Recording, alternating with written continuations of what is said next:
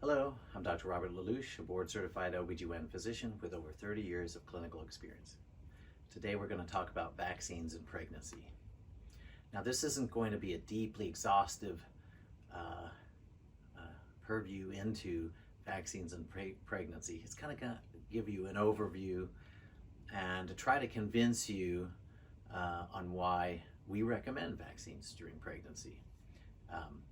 There's a lot of politics with vaccines and a lot of controversy and some fears, of course, the long-standing fear of autism and the questions of the relationship, which have been disproven. However, there are many people who still have lingering doubts about that.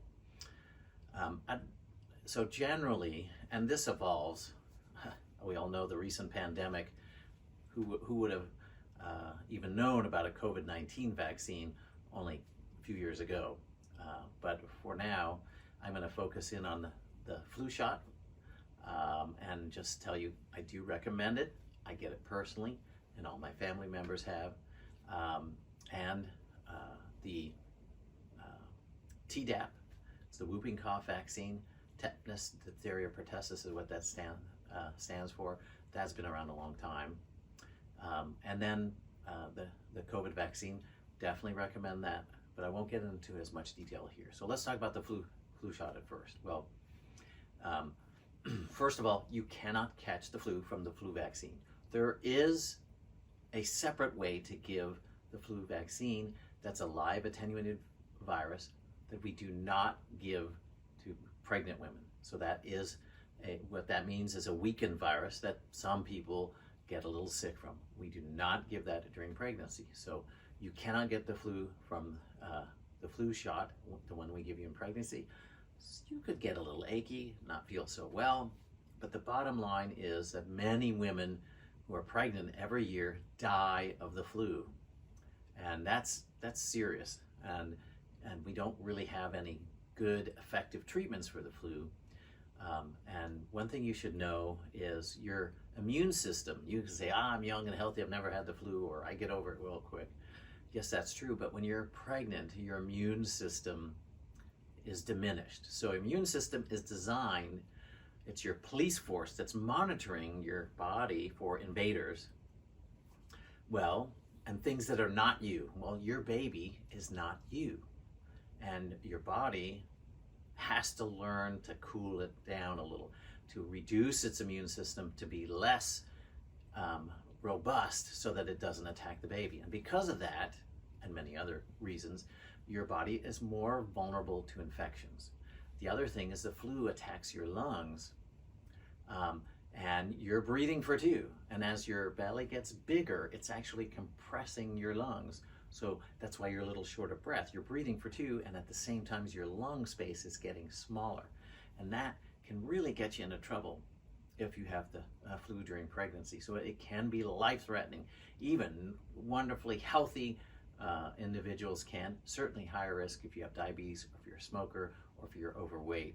But even if you're in your 20s and you're super healthy, have no health problems at all, the flu can be deadly. So we highly recommend the flu shot for you. And is it foolproof? No. But even if it doesn't prevent it, it can decrease your reaction to it. But it is often very helpful at preventing it. So definitely recommend that. The Tdap, whooping cough shot. In the 1930s, the #1 killer of babies was the whooping cough. For adults, it just gives you a seal-like cough that lasts a few months. And that's why it's called the whooping cough, because it makes a whoop sound. But for kids, it can be deadly. Now, it's given to kids. It's in the series of vaccines for kids. You talk to your pediatrician. I believe they start at 6 months, but I'm not a pediatrician. But it is given. But by giving it to you while you're pregnant, it actually gives protection to the baby as soon as the baby is born. Really important. It saves lives, and I highly recommend it. And it's been around since I've been practicing. It does make your arm sore. It's got the tetanus shot in it too. That's the T of the Tdap. And that makes your arm sore for a couple of days. You take some Tylenol, but you can't get those infections from it either, okay? So I have never seen anyone, sure, and again, I'm giving you my general experience. you need to speak with your physician to know your particular risks. There are stories of super rare, unusual reactions. However, what I want to emphasize to you is, as physicians, we always only recommend things where the benefits far outweigh the risk, and it is dramatically safer to take these medicines in pregnancy than not. And I'm going to address that a little bit. There is nothing in life that has zero risk. Nothing. So can I guarantee you 100% that's 100% safe? No, I can't. But I will tell you that my guess is you use a seatbelt. And the reason you use a seatbelt is it's been proven to save lives in car wrecks. And we all use cars all our life, okay? So no question about that. That's why it's a law. However, if you happen to drive your car into a lake and your seatbelt jams, you may drown because of it. So is it perfect? No. It can be a hazard in that circumstance.